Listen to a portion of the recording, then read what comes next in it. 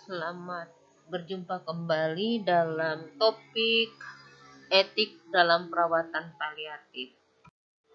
Perawatan paliatif berfokus pada aspek multidimensi, yaitu fisik, psikologis, sosial, spiritual, kultural, interpersonal, dan komponen perawatan. Menurut Teja Winata, salah satu aspek penting dalam perawatan paliatif adalah kasih, kepedulian, ketulusan, dan rasa syukur. Begitu pentingnya aspek ini sampai melebihi pentingnya penanganan nyeri yang mutlak yang harus dilakukan dalam perawatan paliatif. Teja Winata juga menyatakan bahwa penderita kanker yang tidak mungkin tersembuhkan lagi, perawatan paliatif pada dasarnya adalah upaya untuk mempersiapkan awal kehidupan baru atau akhirat yang berkualitas.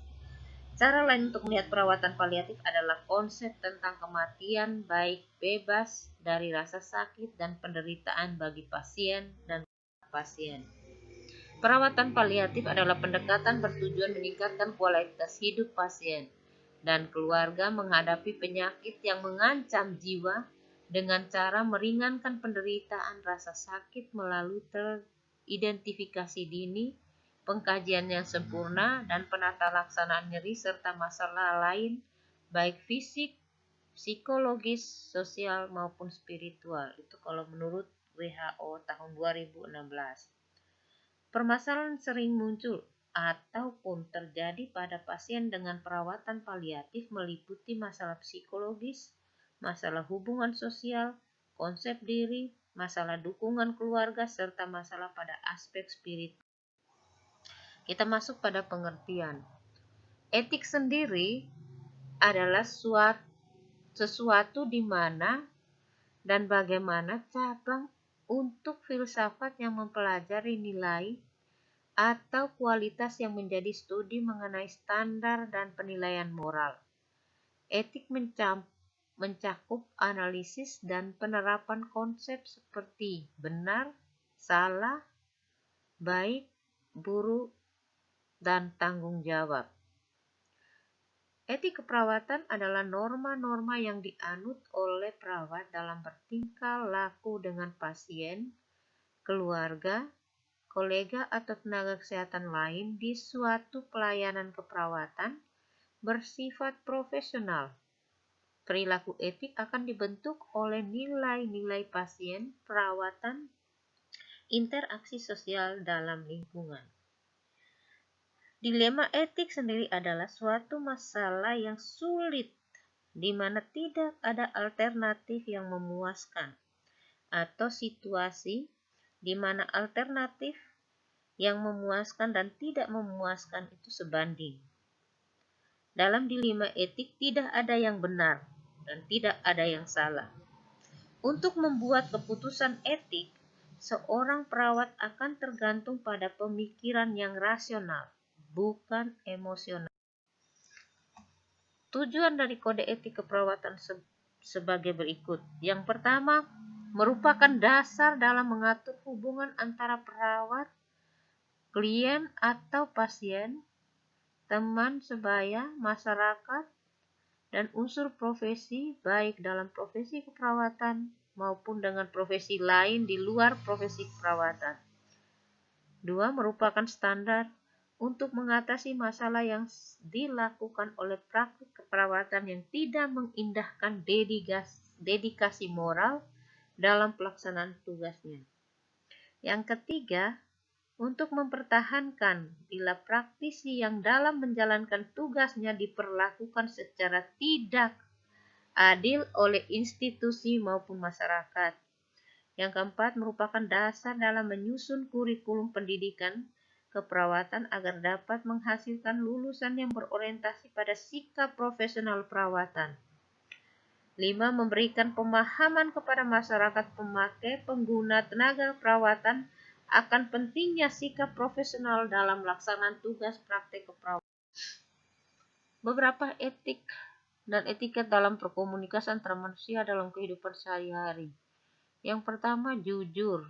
tidak berbohong, bersikap dewasa, tidak kekanak-kanakan, lapang dada dalam berkomunikasi, menggunakan panggilan atau sebutan yang baik, menggunakan pesan bahasa yang efektif dan efisien, tidak mudah emosi atau emosional, berinisiatif sebagai pembuka dialog, berbahasa yang baik, ramah dan sopan, menggunakan pakaian yang pantas sesuai keadaan, dan yang terakhir bertingkah laku yang. Mengapa penting kita pelajari tentang etik? Dalam prosesi keperawatan, etik itu merupakan alat pengukur perilaku moral dalam keperawatan. Dalam penyusunan alat pengukur ini, keputusan diambil berdasarkan pada kode etik, di mana sebagai standar yang mengukur dan mengevaluasi perilaku perawat dengan menggunakan kode etik keperawatan. Organisasi profesi keperawatan dapat meletakkan kerangka berpikir perawat untuk mengambil keputusan dan bertanggung jawab kepada masyarakat, anggota tim kesehatan lain, dan kepada profesi. Untuk itu, etika perawat saat ini penting sekali untuk dilakukan agar perawat dalam melakukan asuhan keperawatan berperilaku sesuai dengan kode etik keperawatan, sehingga tidak menimbulkan kerugian pada pasien. Kerugian dialami pasien akan menyebabkan ketidakpuasan pasien yang berdampak pada citra perawat dan profesi keperawatan. Menurut Lin tahun 2013, dia menyatakan bahwa salah satu cara melaksanakan etik profesi keperawatan adalah dengan menjaga privasi klien dan meningkatkan kepuasan klien terhadap pelayanan asuhan keperawatan. Pendekatan lingkungan yang dilakukan adalah dengan memberikan privasi dan kenyamanan klien pada saat di rumah sakit. Prinsip-prinsip etik seperti kita pelajari pada mata kuliah etik keperawatan, ada beberapa prinsip etik, ada otonomi, ada beneficence, ada justice, ada non-maleficence, ada atau tidak merugikan, ada veracity atau kejujuran, ada fidelity atau menepati janji, kerahasiaan, akuntabilitas. Masalah-masalah etik yang muncul pada perawatan paliatif antara lain ada kemungkinan konflik dengan keluarga dan masalah privasi pasien sendiri. Perawat bisa sangat sulit melakukan asuhan keperawatan dan akan menjadi dilema etik karena apa? Karena melibatkan seluruh keluarga, antara lain karena mengalami tekanan.